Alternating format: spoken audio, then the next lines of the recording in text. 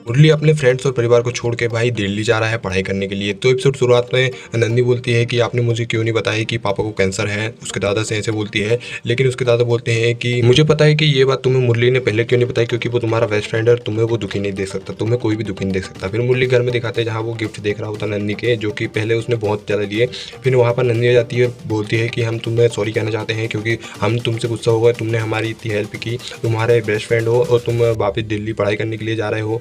ये बात तुमने हमसे कैसे छुपाई, और उसे रोकने के लिए कहती है। और मुरली कहता है कि हम कोशिश करेंगे कि हम ना जाएं। फिर कुछ देर बाद वो वहाँ से उठ के चली जाती है अपने घर। फिर वो मुरली जाता है अपने पापा के पास, जो कि लोन के पेपर लेकर बैठे हुए होते हैं। मुरली की मम्मी बोलती है कि तू अकेला क्यों जा रहा है पूरे परिवार को छोड़कर, लेकिन उसको सॉरी कहता है और वो कहता है कि मुझे कंफर्म कर लिया है कि मुझे जाना है तो जाना है आगे पढ़ाई करने के लिए। फिर हमें स्कूल की कैंटीन का दिखाया जाता है, सभी लोग खाना खा रहे होते हैं। उतनी देर में भाई मुरली वहाँ पर आ जाता है। फिर नन्नी उसके पास जाती है और कहती है कि तुमने अपना मतलब दिल्ली जाना कैंसिल करिए किया क्या नहीं। लेकिन वो बोलता है कि नहीं, मैं जा रहा हूँ, मैं पापा के बाट को कैसे काट सकता हूँ। लेकिन विक्रम और उसके बाकी फ्रेंड्स और सभी लोग बोलते हैं कि तुम ऐसे अकेले क्यों जा रहे हो, हमसे डरते तो नहीं। लेकिन वो बोलता है कि मैं पापा की बात को नहीं टाल सकता, लेकिन इसलिए मैं जा रहा हूँ।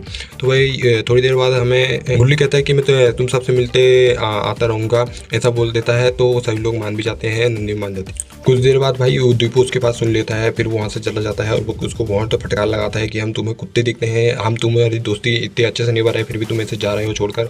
लेकिन भाई मुरली उसको समझाता है कि मुझे उसकी याद बहुत आएगी, मतलब ऐसे नहीं दे सकता, इसलिए मैं सब छोड़कर जा रहा हूँ। फिर नन्नी घर के दिखाया जाता है जहाँ पर उसके डैड बैठे होते हैं, कुछ काम कर रहे होते हैं, लेकिन नन्नी उनसे काम करने के लिए मना करती है।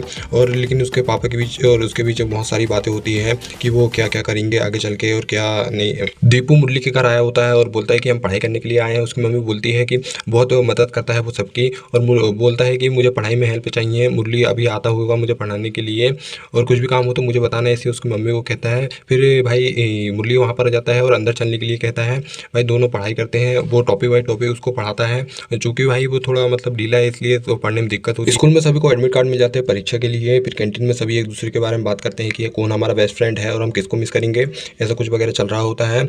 तो भाई फिर हमको स्कूल के बाद का फिर हमें स्कूल के बाद का सीन दिखाया जाता है, जहाँ सभी लोग पेपर दे रहे होते हैं एक एक करके, मतलब सारे एग्जाम हो रहे होते हैं। फिर भाई ऐसे ऐसे करके लास्ट एग्जाम आ जाता है, मुरली के हाथ पैर कप रहे होते हैं। फिर वो सभी लोग बाहर मिलते हैं और सभी एक दूसरे से बात करते हैं कि नन्नी कहाँ है, नन्नी कहाँ है, लेकिन वो पेपर देने भी नहीं आई होती। फिर उसके बाद क्या होगा भाई आगे नेक्स्ट एपिसोड में उसके पापा के बारे में